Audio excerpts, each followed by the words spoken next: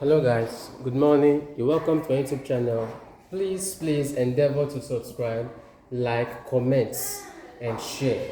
The name of my tutorials on YouTube is the explicit tutorials.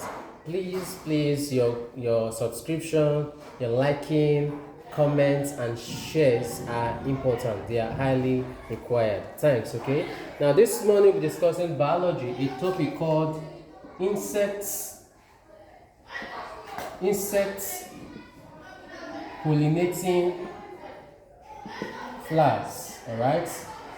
Insect pollinating flowers are flowers that are pollinated by insects. All right, they are pollinated by insects. Now please, flowers that are pollinated by insects are called entomophilos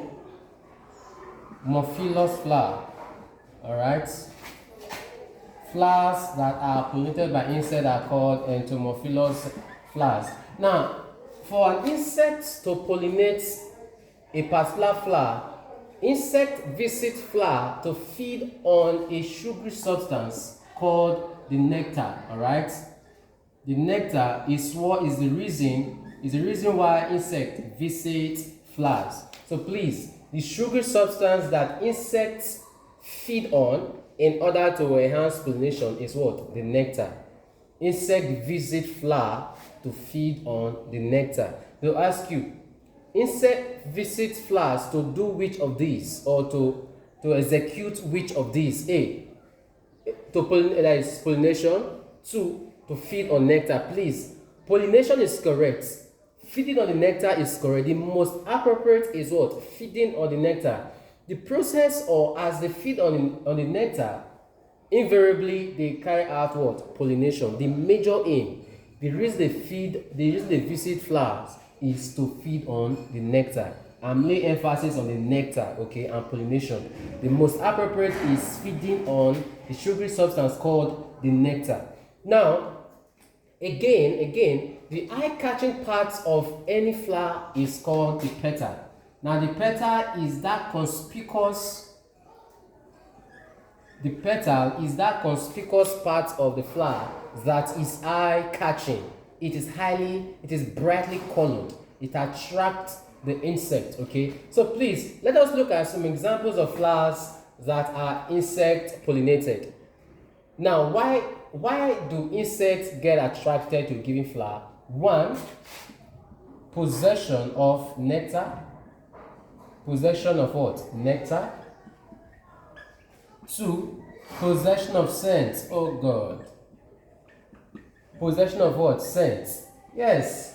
When you perceive something, when you perceive a good aroma, or for example now, those of us that wear perfumes, as you wear the perfumes and if the fragrance from the perfumes will attract others to ask you, where did you get it, or where did you purchase this, your perfume?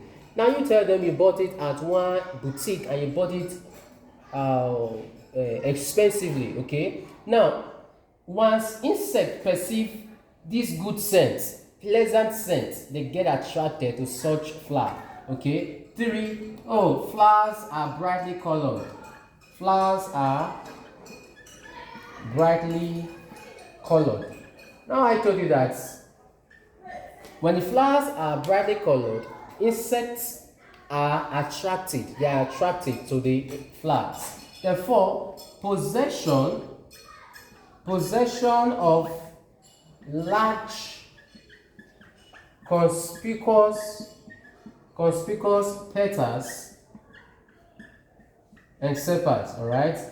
Their petals and sepals are large and conspicuous. That is, they can easily be seen. Then number 5, they have stigma. Stigma is sticky. All right, the stigma is sticky. That is, it permits, it enhances it to hold poly grains. The last one is there's one that just entered into my head. Yes, poly grains are relatively few. Poly grains are relatively few. Okay, relatively few. Poly grains are relatively few. They are not much, just as the ones pollinated by wind. So in our next class, we shall be looking at the flowers. Okay, we shall be looking at wind pollinating flowers. All right, flowers that are pollinated by wind. Okay, I can do that right now. These are the features of insect pollinating flowers. Then as for the wind pollinating flowers, it become flowers that are pollinated by wind are called anemophilous what? Flowers, all right? And they have the following features. They do not possess nectar. They do not possess scents. Flowers are not brightly colored. They possess small, inconspicuous